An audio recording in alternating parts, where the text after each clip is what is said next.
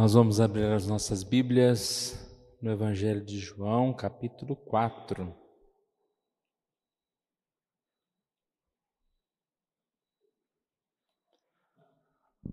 Evangelho de João, capítulo 4.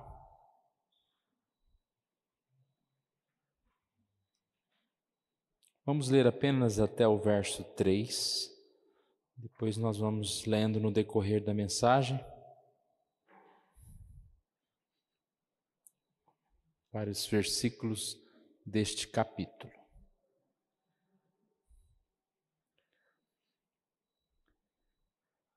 Quando, pois, o Senhor veio a saber que os fariseus tinham ouvido dizer que ele, Jesus, fazia e batizava mais discípulos que João, se bem que Jesus mesmo não batizava, e sim os seus discípulos, deixou a Judéia, retirando-se outra vez para a Galiléia.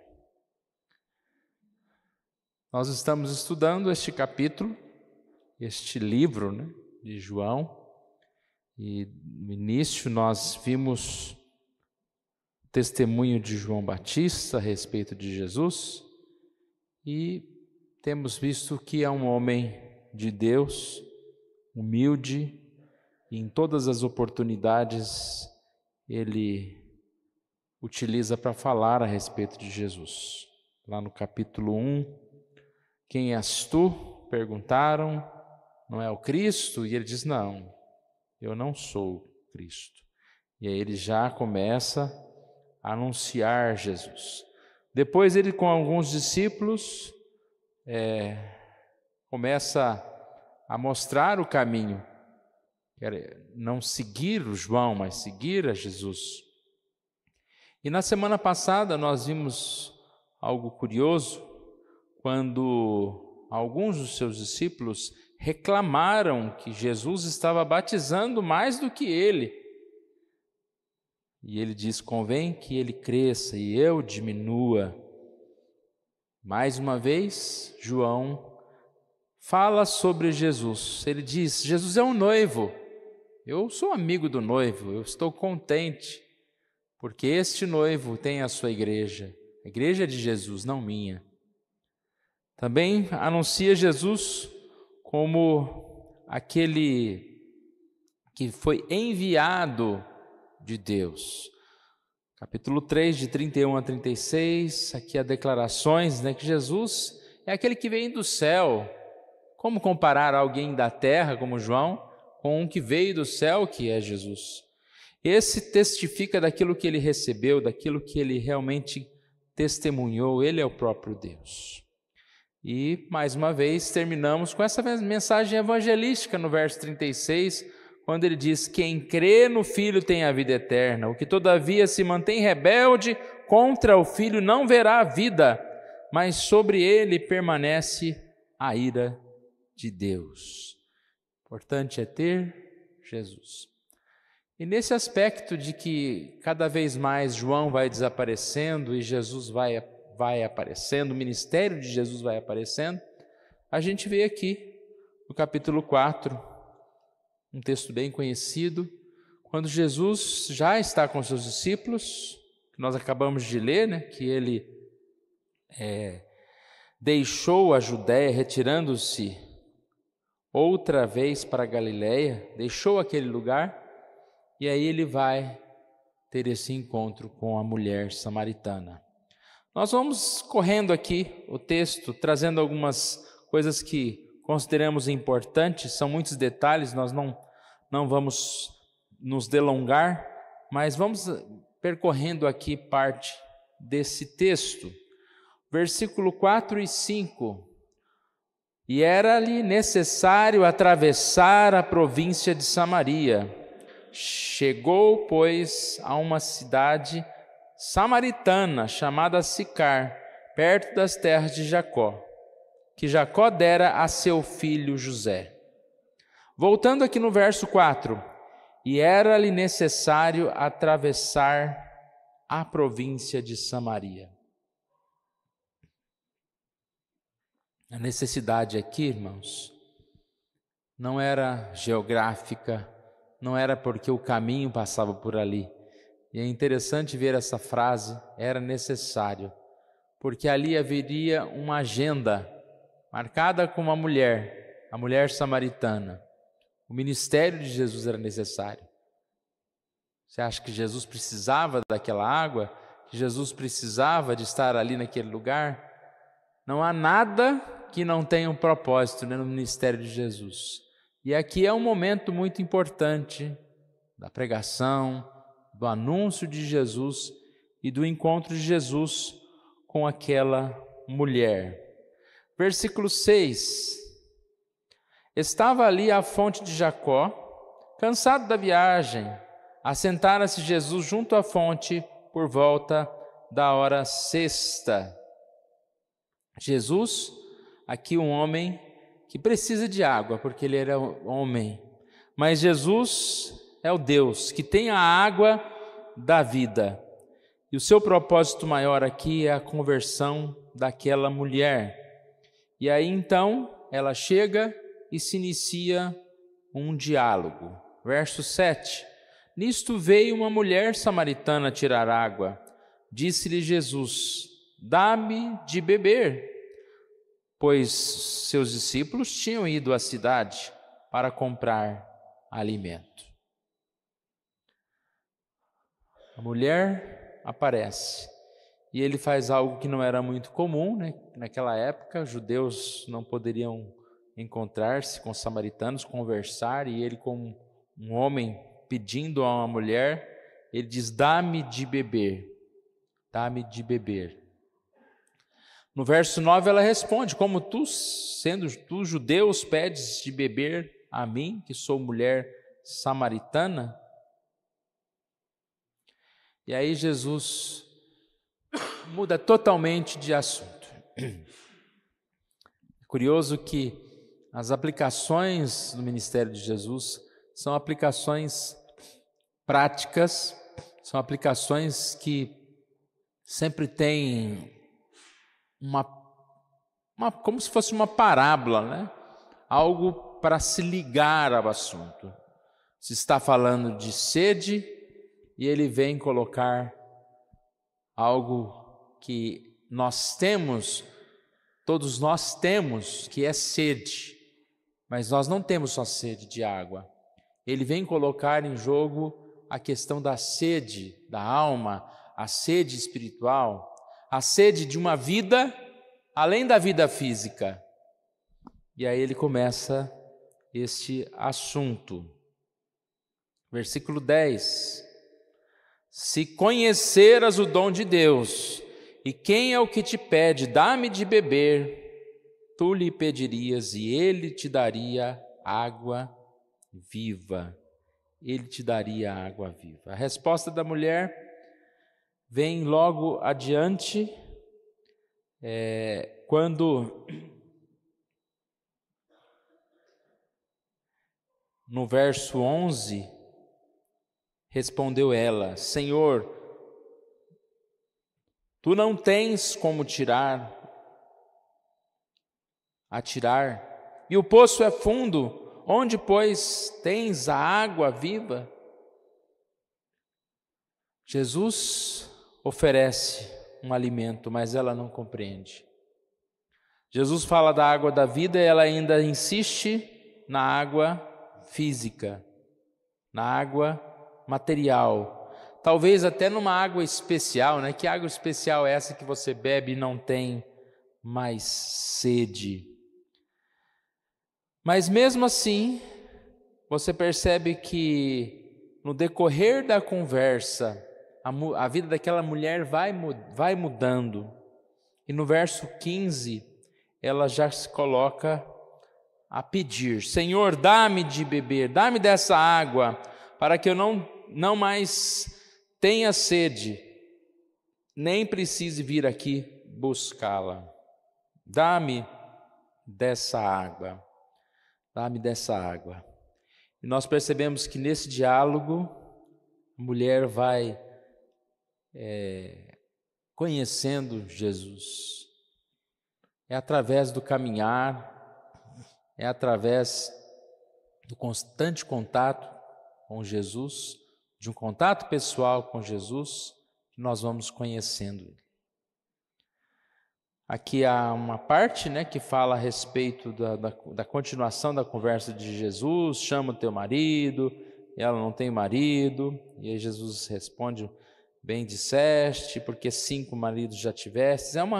É um diálogo aqui à parte, mas que mostra que ele vai mostrando assim para ela como ele conhecia, como ele sabia das necessidades daquela mulher, como ele estava ali para oferecer outra coisa para ela, que não fosse aquilo que ela, por assim dizer, estava a buscar, apenas a água.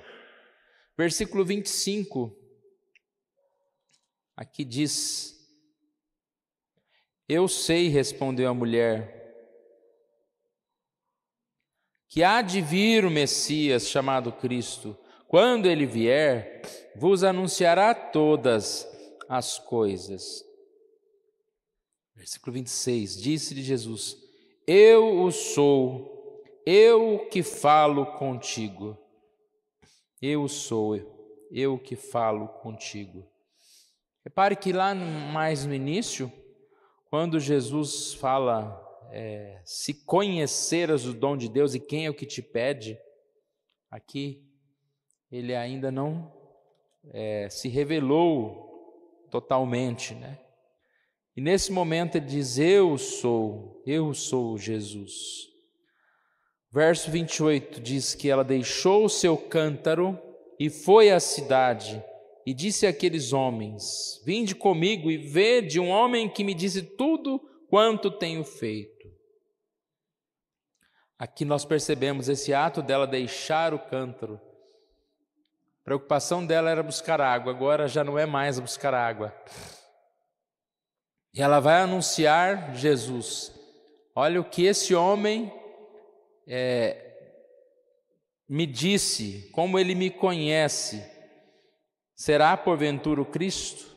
Aqui ela coloca como uma interrogação, mas a vida daquela mulher já está transformada. Conta-se ainda, capítulo 4, 39 a 42, que muitos samaritanos creram nele em virtude do testemunho daquela mulher, que anunciara: ele me disse tudo quanto tenho feito. E vindo, pois, os samaritanos ter com Jesus, pediam-lhe que permanecesse com eles, e ficou ali 2 dias. Muitos outros creram nele por causa da sua palavra, e diziam: já agora não é pelo que disseste que nós cremos, mas porque nós mesmos temos ouvido e sabemos que este é verdadeiramente o Salvador do mundo. Muitos creram. Aquela mulher, muitos da cidade creram em Jesus. Encontro pessoal com Jesus. Acredito que nós já tivemos esse encontro, mas a gente não tem só um encontro com Jesus, Temos vários encontros com Jesus. E é muito bom saber aqui que Jesus tem uma agenda especial, e nessa agenda estão marcados esses momentos. Versículo 4 diz que era necessário atravessar a província. Ele tinha um encontro com aquela mulher, da mesma forma que ele tem um encontro com cada um de nós. O que Jesus disse que era necessário para que aquela mulher pudesse a crer, pudesse a mudar de vida, era conhecê-lo, conhecer Jesus. Repare que ele não fez nenhuma proposta para que ela mudasse de vida. Ele fez a proposta: você deve conhecer. Se você conhece o dom, se você conhece aquele que te pede, ele te daria o que você precisa. Uma mulher que tem um encontro com Jesus, uma mulher que provavelmente não era bem reconhecida na sua própria cidade. O gesto dela ir buscar água naquele horário, um sol quente, provavelmente é para que ela não fosse com outras mulheres, que não se encontrasse com outras pessoas ali. e assim ela se isolava um pouquinho por causa da sua vida, por causa dos seus pecados. Mas de repente aquela mesma mulher vai lá para a cidade, não se importa com nada e sai anunciando Jesus, porque ela foi transformada por Jesus. Nós cremos que Jesus tem essa agenda conosco. Talvez nós deixamos de entender, de perceber como Jesus está próximo de nós. Aquela mulher conversou com Jesus por um tempo e foi demorado até ela perceber Jesus. Também demorado foi ela entender o que Jesus estava oferecendo para ela. Às vezes nós nos aproximamos de Jesus, mas nós temos essa demora e o delay, né? Para compreender que Jesus está conosco. E ao compreender que Jesus está conosco, que nos oferece algo, muitas vezes nos falta entender que o que mais nós necessitamos não é a água física, mas é a água da vida, é a vida espiritual, é aquilo que Deus pode oferecer para nós, a salvação, a vida eterna. E aquela mulher assim entendeu que aquela água era muito especial. Vivemos muitas vezes a distância de Jesus, ou como se Jesus estivesse distante de nós. O que nós estamos tentando mostrar nessa noite é que Jesus não está distante como nós podemos pensar, mas Ele se aproxima de nós independente de quem nós somos, independente do nosso pecado. Quando Ele diz no verso 10, tu lhe pedirias água? Tu lhe pedirias? É a demonstração que Jesus quer que nós levemos a Ele, em nossas orações, o nosso pedido, crendo que isso é possível, que nós podemos receber, que Deus está presente e podemos clamar pela ajuda do Senhor. Ele promete matar a nossa sede. Em um momento aqui da conversa, eles falam sobre a adoração. A preocupação daquela mulher era onde adorar, é aqui, é ali, talvez preocupada com a religiosidade, preocupada com algumas coisas que ela tinha aprendido. E Jesus diz, vós adorareis em espírito e em verdade. Esse encontro com Jesus faz exatamente essa mudança de perspectiva para nós. Eu não estou mais preocupado com o local da adoração, com a forma da adoração, mas em adorar a Deus em espírito e em verdade. Porque são esses adoradores que o Pai procura. Nós assim podemos adorar a Deus. A gente pode tirar de lição aqui, irmãos, a transformação ocasionada na vida daquela mulher, que deixou o seu cântaro e saiu para a cidade. E muitos outros creram nele por causa da sua palavra. Aquilo que Jesus fala conosco, aquilo que Jesus faz em nossa vida, deve dia a dia nos trazer esse desejo de levarmos a mensagem a outras pessoas. E é interessante ver aqui que essas outras pessoas, muitas delas foram, talvez por curiosidade, né?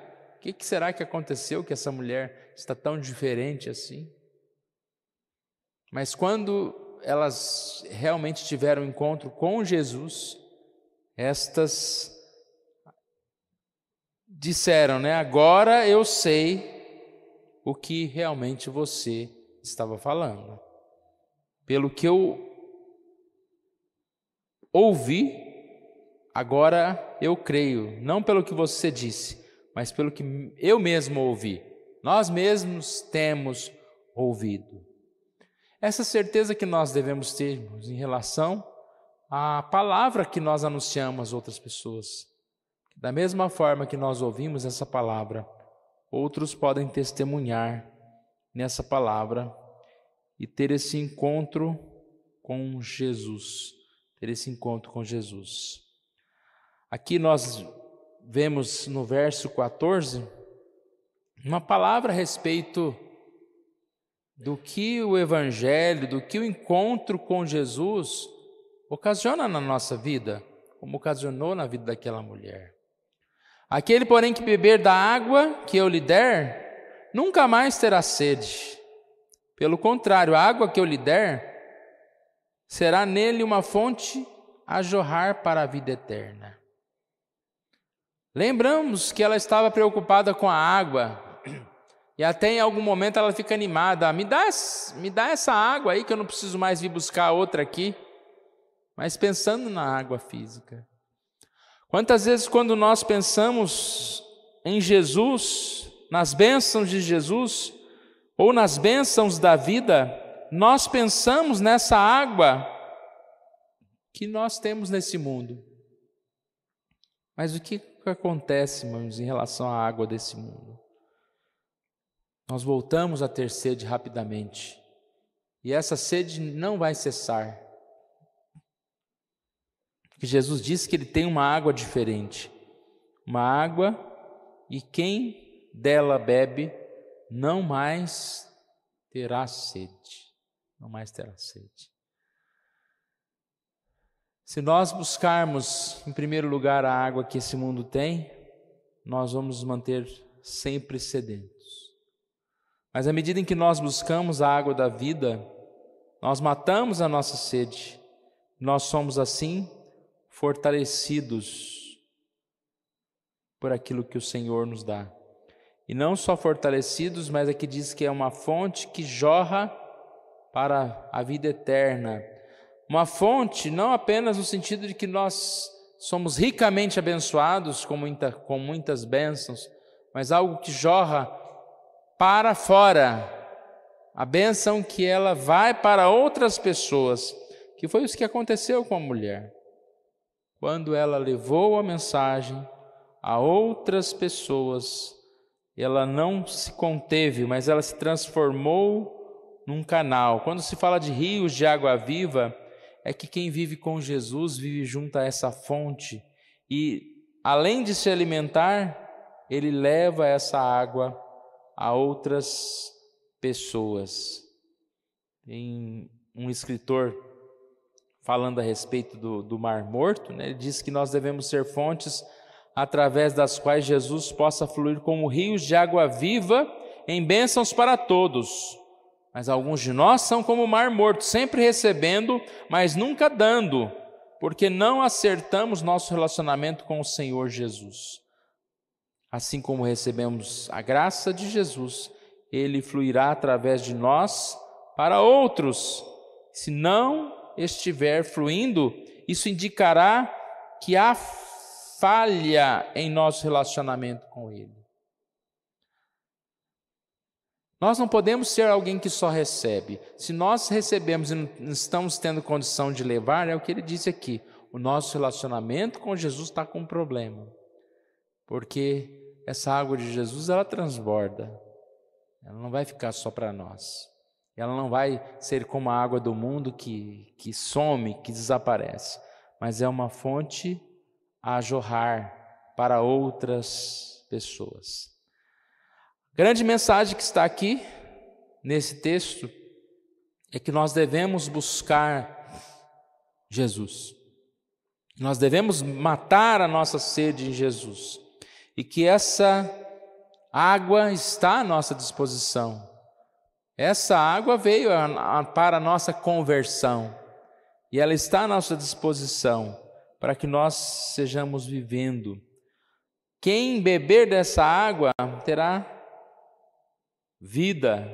Quem beber da água, dessa água do mundo, tornará a ter sede.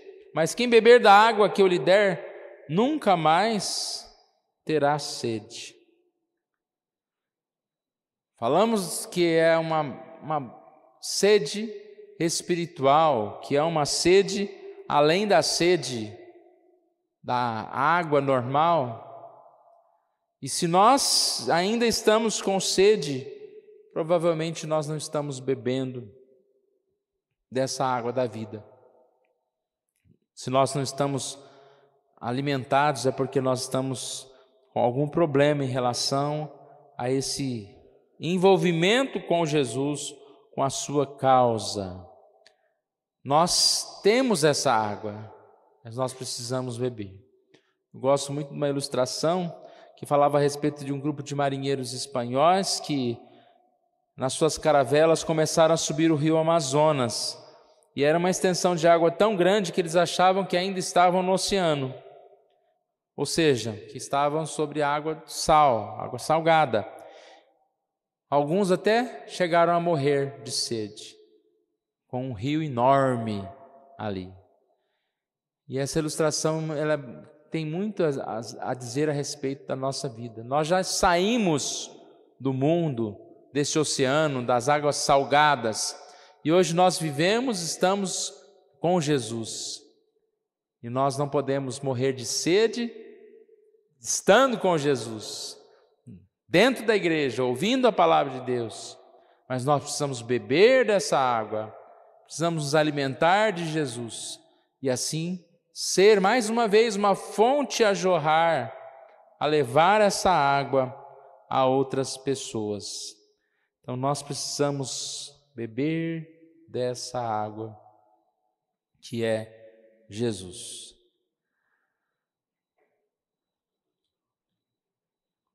Temos um encontro com Jesus?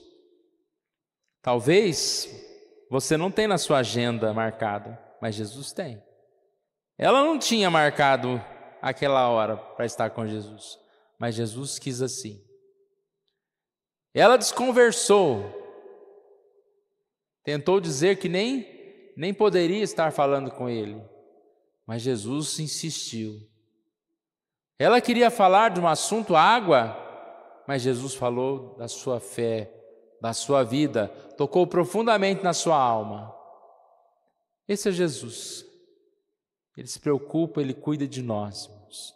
E que nós possamos estar abertos para essa comunicação. Aqueles momentos em que Jesus fala mais alto conosco, em que Jesus separa, para nos chamar a atenção. Seja num dia da semana, seja num domingo, seja numa mensagem. O importante é nós estarmos com Jesus, estarmos ouvindo Jesus, estarmos assim recebendo essa oferta de Jesus, matando a nossa sede em Jesus. Que Deus assim nos abençoe e nos fortaleça, para que nós possamos ser esse povo que adora ao Senhor em espírito e em verdade. Que essa seja a hora que nós possamos adorar ao Pai, porque é esses que o Pai procura para seus adoradores. Deus é espírito e importa que os seus adoradores o adorem em espírito e em verdade. Vamos orar, irmãos. Pai querido, nós agradecemos a Ti por mais essa oportunidade que o Senhor nos dá, de nos reunirmos aqui em Tua casa. Obrigado, ó Pai, pela Tua palavra, pelos evangelhos que nos contam a respeito do caminhar de Jesus nessa terra, da sua missão, ó Deus, nessa terra. Obrigado, ó Pai, porque o Senhor Jesus é aquele que nos salvou, é aquele que nos dá a vida, e que o Senhor Deus esteja abençoando cada um dos irmãos aqui nessa hora, Deus. Ó Pai amado, nós não conhecemos o coração de cada um, mas sabemos que o Senhor é aquele que chama para a conversa, é aquele que oferece a salvação, e que nós possamos estar abertos a beber, ó Deus, a receber essa água da vida. Nós possamos conhecer quem é Jesus, o poder do Senhor Jesus, o poder que o Senhor tem para nos dar a vida e salvação, e que assim nós estejamos recebendo da Tua presença, ó Deus. Ó Pai amado, dia a dia que nós possamos buscar ao Senhor, ó Deus, cada vez menos, ó Pai, seja o nosso desejo de buscar as águas deste mundo, ó Pai, mas possamos nos alimentar em Ti, e assim também possamos ser testemunhas do Senhor, levando essa mensagem a outras pessoas, servindo ao Senhor Deus com alegria. E que nós possamos nos reunir em adoração, em serviço, ó Pai, em gratidão ao Senhor. É isso que nós te pedimos, oramos em nome de Jesus. Amém.